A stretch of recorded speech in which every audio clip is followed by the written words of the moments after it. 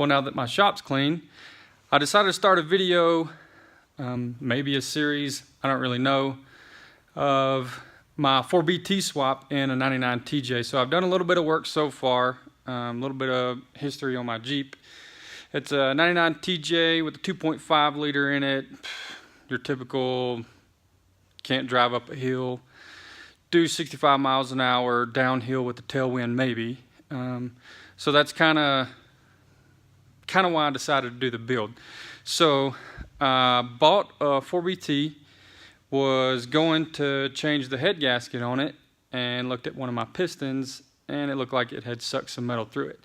So long story short, sent it to the machine shop, had it machined, bought a 4BT rebuild kit from Silver Bullet Diesel, I believe. Found him on 4BT Swaps on Facebook, and got a Mel Clevite, if that's how you say it, kit. And it is looks like a good kit, made in Taiwan, but whatever. So this is my 4BT. Trying to figure out how to work this camera here. Basically, I have an iPhone and a selfie stick, and I feel dumb using it. But so this is my 4BT. I have scuffed it up, getting it ready for paint. Had to be bored out 20 thousandths over. Had the block decked 10 thousandths. The head is over here in a bag. Had it decked 10 thousandths. Had my crank polished and cam polished. It's doing pretty good. So this is the Mel Clevite kit. It's all in that box. My timing cover. This is a HX30 turbo that exploded. I got for free. Was messing around with my sandblaster with it. Got a 12 valve exhaust manifold. Took it to a machine shop. Had used some nickel rod to weld that up. Somebody did a hack job of a pyro, so for now I just got a cast plug in it. This is a 1978 Ford MP205, doing a JB Custom Fabrications twin stick kit in it. And man, I had a hard time getting these shift rails out, but if you go on Facebook, or excuse me, YouTube, type in JB Custom Fabrications, they got a video. I tried to follow it. Ended up having to take practically this side of my transfer case apart, but I have an Advanced Adapters 29 spline input shaft that I've put in there. This is the adapter to go to my Dodge MB4500. So I'll be twin sticking this. Rest of the twin stick kit down there. Let's see, we've covered everything there. We'll stay engine right now. As you can see, I have a decent bay over here. Then I have another bay over here, which is where we kind of keep all our toys, some of my household items, a couple toolboxes,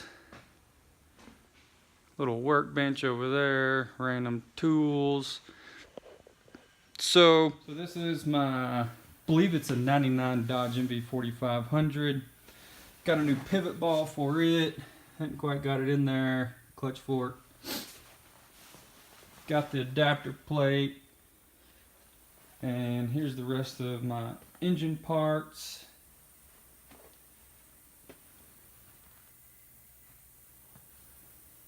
Picked up a sweet Ingersoll Rand 80-gallon air compressor.